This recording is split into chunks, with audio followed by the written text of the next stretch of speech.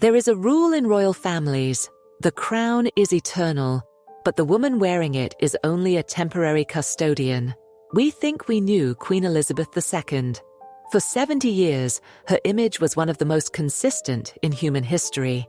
The three-strand pearl necklace, the diamond brooches pinned firmly to the left shoulder, the specific, reliable tiaras she wore to state banquets like a uniform. But what if I told you that what we saw was a deception? Deep beneath Buckingham Palace, in the air-conditioned silence of the royal vaults, lay hundreds of treasures that the Queen never touched. There were tiaras that hadn't seen the light of day since the Jazz Age, necklaces worth millions that were locked away the moment she ascended the throne, earrings that sat in velvet boxes, gathering dust while decades and monarchs passed them by. For years, royal historians like myself asked, why? Was she indifferent? Was she hoarding them? Or perhaps, were they simply broken? But now, as we watch the Princess of Wales, Catherine, step onto the world stage, the truth is finally emerging, and it is far more touching than a simple inventory list. It appears that the late Queen wasn't just hiding these jewels, she was saving them. She understood that certain pieces, too romantic, too modern, or perhaps too heavy with history, did not belong to her era. They belonged to the future. Today, we are going to unlock the vault and look at the sleeping beauties, the 13 treasures that Elizabeth II deliberately bypassed, skipping a generation, and sometimes two, so that they could wake up 100 years later on the only woman destined to wear them.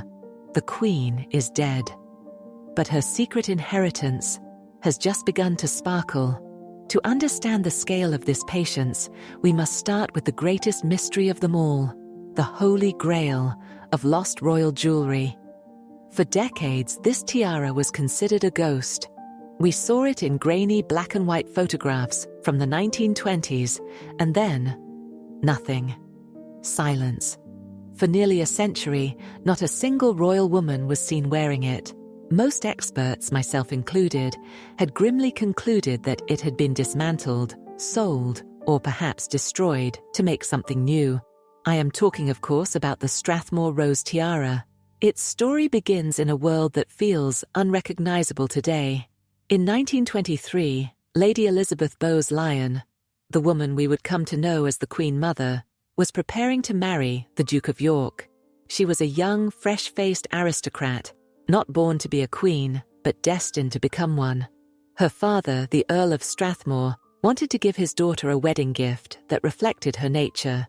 Something soft, floral, and romantic.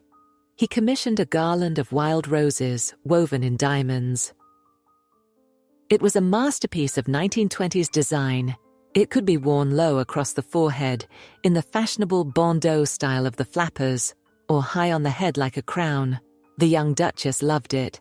She wore it constantly in those early happy years before the abdication crisis changed everything. But by the 1930s, as she became Queen Consort, the flowers disappeared. She needed grander, taller, more imperial diadems. The wild roses were packed away.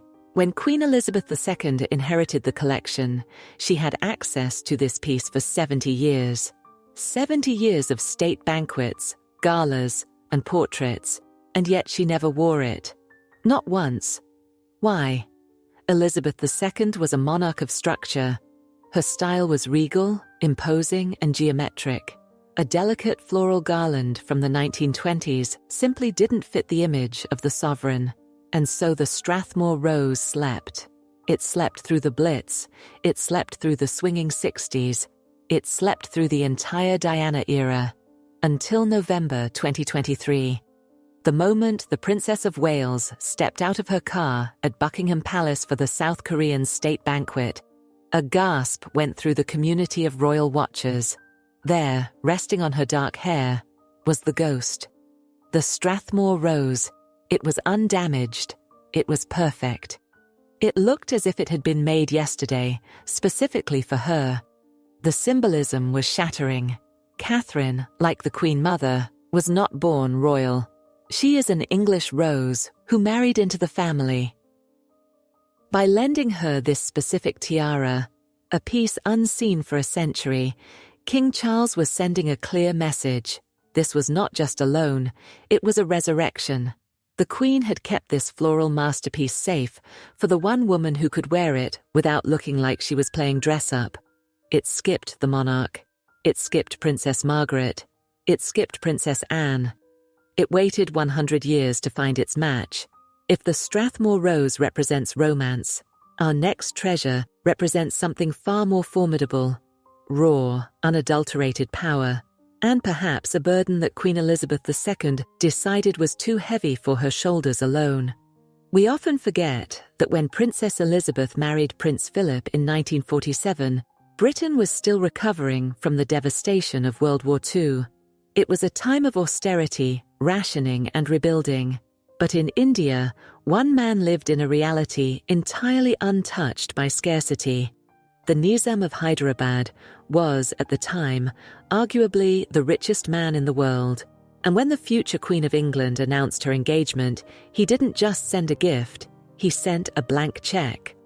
Or rather, the jewelry equivalent of one. His instruction to Cartier in London was simple: let the princess choose whatever she wants. Imagine standing in the Cartier showroom in 1947 with that kind of permission. Princess Elizabeth chose a floral magnificence, a necklace of such intricate platinum lacework and blinding diamonds that it looked less like jewelry and more like a frozen waterfall. It features a detachable double-drop pendant and 13 emerald-cut diamonds. This is the Nizam of Hyderabad necklace, and today it is widely considered the most valuable necklace in the private royal collection. Conservative estimates place its value in the tens of millions. As a young woman, the new queen wore it frequently. It was the ultimate symbol of majesty in the 1950s. We have those iconic portraits of her, young and regal, with this river of diamonds cascading down her neck. But then, a strange thing happened. As the decades wore on, the necklace began to disappear. By the latter half of her reign, the Queen had almost entirely stopped wearing it. Why? Some say it was simply physically heavy. Others suggest that in a modern democratic era, wearing the richest man in the world's gift felt too ostentatious, too disconnected from her people. It was a piece of empire, a piece of excess. And so, like the Strathmore rose, it retreated into the dark. Until 2014. When Catherine, then the Duchess of Cambridge, arrived at the National Portrait Gallery for her first engagement of the year, the flashbulbs illuminated something shocking. She wasn't wearing a loan from the minor collection.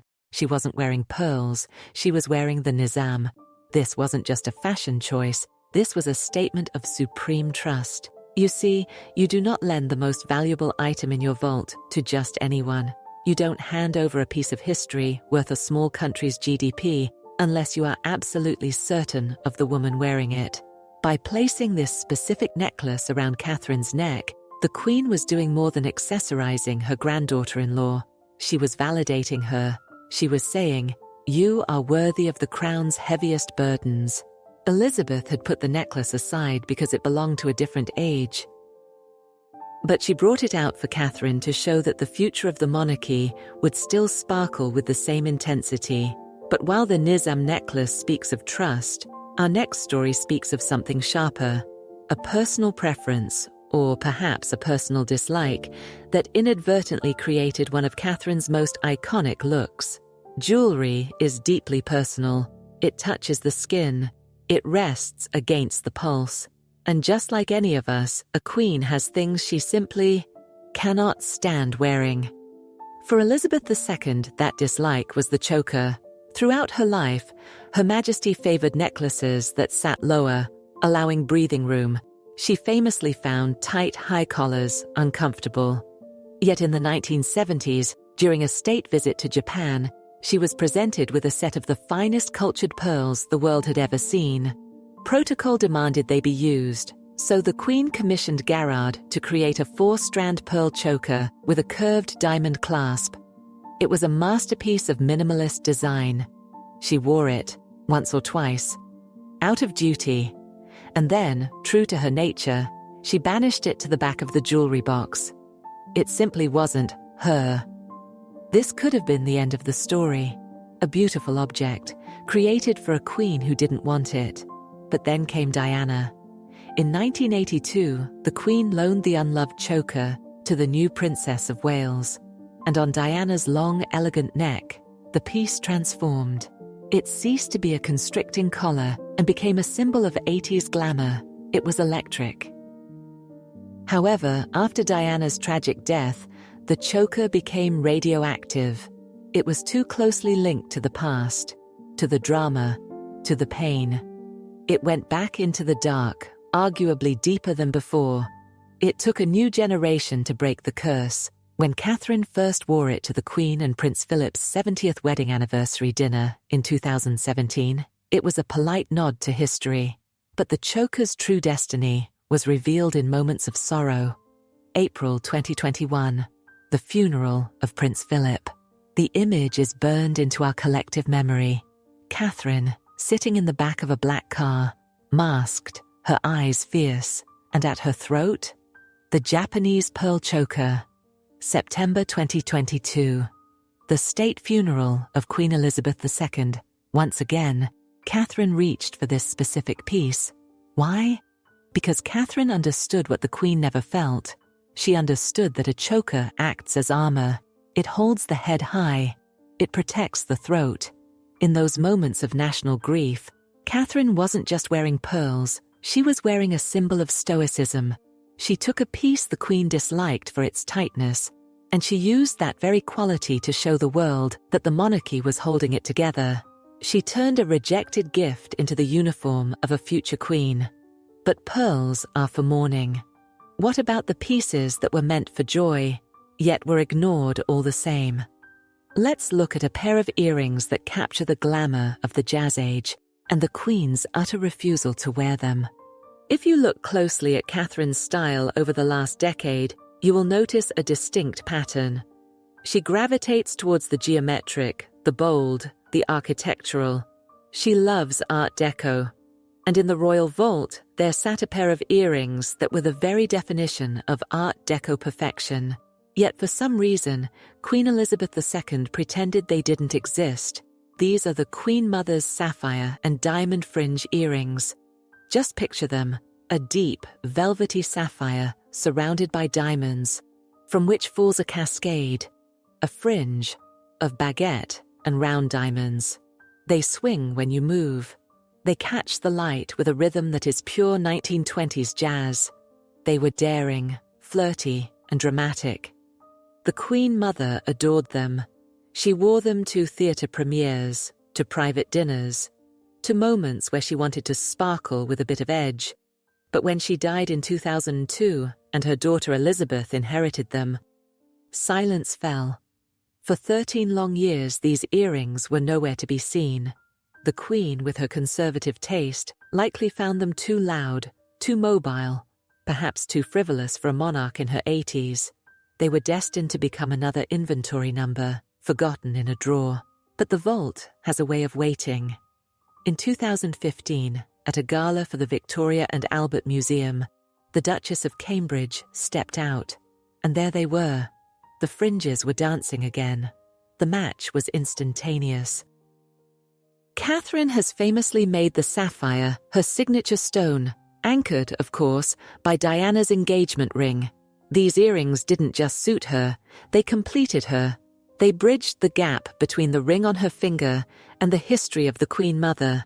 Since that debut, they have become one of Catherine's power pairs. She wears them when she needs to project modern glamour, not ancient duty. By reviving them, she proved something important, that the Queen's rejects were simply treasures waiting for a woman with the right style to unlock them. Now we must talk about a wedding, but not just any wedding. The wedding that changed the course of the monarchy. When Kate Middleton walked down the aisle in 2011, the world was placing bets. Would she wear the lover's knot? A flower crown? A new commission? When the veil was lifted, what we saw was the Cartier halo tiara. It was small, precise, and incredibly brilliant. A halo of light hovering over her. But the story behind this choice is a masterclass in the Queen's long game. This tiara was made in 1936. It was purchased by King George VI for his wife right before he became king. In 1944, it was given to Princess Elizabeth as an 18th birthday present. Think about that. An 18th birthday present. It was her very first tiara. And yet, she never wore it publicly. Not once. For a young princess in wartime Britain, perhaps there were no occasions, but even as queen, she ignored it. She loaned it to her sister Margaret, who wore it often in her wild youth, and then to her daughter Anne, but by the 1970s, the halo had vanished. For 40 years, this tiara sat in the dark. It was too small for the big hair of the 80s, too modest for the bling of the 90s. It was a relic. So why did the Queen offer this specific piece to Catherine for the biggest day of her life? Because the Queen was a curator. She knew that the halo tiara had no baggage. It hadn't been worn by Diana. It wasn't tainted by tragedy. It was pure. It was an 18th birthday gift that had never fulfilled its destiny. By giving it to Catherine, the Queen was offering her a clean slate, a fresh start. It was a tiara that had waited through 3 generations of Windsor women just to find the one commoner who would make it iconic. The Queen didn't wear it because she didn't need a halo. She was the sovereign. But she knew that for the young woman marrying her grandson, a halo was exactly what the public wanted to see. Sometimes the most treasured pieces are the ones that whisper rather than shout. In the vast collection of the Queen, there was a pair of floral diamond earrings, a simple stud from which hangs an open diamond frame with 4 graduated stones inside. They are elegant, understated, and timeless. They have been in the royal collection for years. But if you search the archives for photos of Queen Elizabeth wearing them, you will be searching for a long time. She wore them perhaps twice. Once for the state opening of Parliament in 2012, and once for Garter Day. That's it. To the Queen, these were clearly filler earrings. Nice to have, but not essential. Not favourites. But to Catherine, they are essential. Since the Queen loaned them to her in 2016, Catherine has worn these ignored diamonds dozens of times. To weddings, to Trooping the Colour, to official portraits. Why the difference? Because Catherine understands the power of the everyday uniform. The Queen's style was about occasion. Big brooches, big pearls. Catherine's style is about relatability. These earrings are luxurious, yes, but they aren't intimidating. They don't scream, "I am the monarch." They say, "I am working." It is a subtle shift, but a profound one. Catherine took a pair of earrings that sat at the bottom of the Queen's jewelry box and elevated them to the status of a future Queen's signature. She found value where Elizabeth saw only utility. But if these earrings represent quiet duty, our next piece represents the wilder side of royalty. The side Elizabeth tried very hard to suppress. If the Cartier halo was the tiara of innocence, the lotus flower is the tiara of the party princess. And for decades, that energy was something Queen Elizabeth II kept firmly at arm's length. The story of this piece is one of destruction and rebirth. It began life as a necklace, a wedding gift to the Queen Mother in 1923, but she found it heavy and uninspired. So, within 6 months, she marched into Garrard and ordered them to smash it apart. From the wreckage emerged this, the lotus flower tiara, Egyptian-inspired, low-profile, and utterly chic. But it wasn't the Queen Mother who made it famous. It was Princess Margaret. In the 1960s, Margaret was the royal rebel. She wore this tiara in the bath. She wore it to wild parties. She wore it with hair piled high and eyeliner thick. The lotus flower became synonymous with the scandalous side of the Windsors. When Margaret died in 2002, the tiara returned to the main vault, and the Queen buried it. For Elizabeth II, this tiara likely carried too many memories of her sister's turbulent life. It was too Hollywood, too flashy. It didn't fit the steady, stoic image of the monarch. So, it disappeared. Until 2013. When Catherine wore it to the annual diplomatic reception, it was a shock. Why would the sensible, perfect Kate Middleton choose Margaret's party tiara? Because Catherine was making a point. She was showing that she could handle the glamour, she could wear the rebel's crown, and make it look regal, not reckless. And when she wore it again in 2022, with that sleek, straight hairstyle, she fully reclaimed it. She stripped away the 60s drama and revealed the tiara's true Art Deco beauty. The Queen had hidden it away to protect the family's image. Catherine brought it back to enhance it. We've talked about the Queen's dislike of chokers, but here is a piece that proves just how deep that aversion went, and how much Catherine disagrees. This is Queen Mary's Art Deco diamond choker. It is a masterpiece of geometric design. Bars of diamonds, clean lines, pure modernist luxury. It was designed to be worn tight against the throat, a style Queen Mary adored in the 1920s. However, like many of Mary's pieces, it was a transformer. It could be converted into a bracelet. When Elizabeth inherited it, she had options. She could have worn it as a choker. Impossible for her. She could have worn it as a bracelet. But she did neither. For over 50 years, this piece sat untouched. It was too angular, too hard for the Queen's softer, more floral taste. It was a relic of a severe grandmother. But Catherine? Catherine loves structure. In 2015, the Queen unlocked the vault and handed this piece to the Duchess of Cambridge, but not as a choker. Catherine wears it as a bracelet, a wide, dazzling cuff of diamonds. It has become her go-to piece for state banquets. Why? Because it is armor, it is heavy, it is substantial, and it speaks of strength. The Queen saw a choker she couldn't wear. Catherine saw a Wonder Woman cuff that she couldn't live without. It is yet another example of how the two women view jewelry differently. Elizabeth saw history. Catherine sees utility and fashion. While the emerald choker was a loan, our next pair of earrings was a gift, and their journey to Catherine is perhaps the most touching of all. The Collingwood pearl earrings were given to Diana as a wedding gift by the Collingwood jewelers. They are classic teardrop pearls suspended from diamonds. Diana wore them constantly. But after the divorce and then the tragedy in Paris, these earrings entered a legal and emotional limbo. They were personal property, not crown jewels. They belonged to William and Harry. For years they sat in a private safe, a reminder of a mother lost too soon. When Catherine began wearing them, it was a quiet revelation. She didn't make a press announcement. She just started wearing them to school runs, to garden parties, to official tours. She made them part of her daily life. The Queen, of course, had her own pearls. She didn't need Diana's, but for Catherine, these earrings are a physical link to the mother-in-law she never met. By wearing them, she ensures that Diana is present at every major royal milestone: christenings, weddings, jubilees. They didn't skip the Queen because the Queen didn't want them.